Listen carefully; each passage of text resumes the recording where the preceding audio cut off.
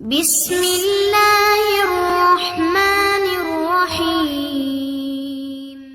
পরিবেশনায় ও পরিচালনায় দিক দিগন্ত।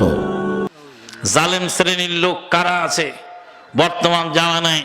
এক শ্রেণীর জালেম পাওয়া যায়, কিছু পুলিশ। আপনি খুলনার সেই আহলে হাদিস আন্দোলনের খুলনা জেলার সভাপতি জনাব গোলাম মুক্তাদির বাবু ভাইকে ধরে নিয়ে আসলো।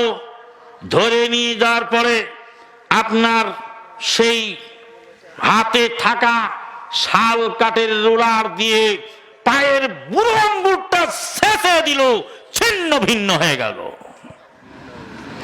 তখন গোলাম মুক্তাদির বাবু ভাই পুলিশের হাত চেপে ধরে, থামেন আপনি আমার পায়ের আঙ্গুরটা ছেঁচে দিলেন এইভাবে, জঙ্গিবাদের মামলায় আপনি আমাকে অ্যারেস্ট করেছেন, আমি অপরাধী প্রমাণ না হওয়া পর্যন্ত আমার গায়ে হাত তোলার অধিকার আপনার নাই।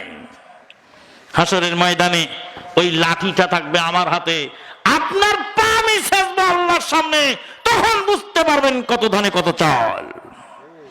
হে পুলিশ, ভালো করে শুনে রাখো, তোমার পায়ের বুটটা আমার টাকা দিয়ে কিনা, তোমার হাতের লাঠিটা আমার টাকার কিনা, তোমার গায়ের পোশাকটা আমার টাকার কেনা।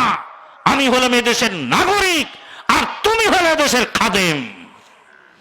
জনগণের ট্যাক্সের টাকায় তোমার কি হয়? বেতন হয়।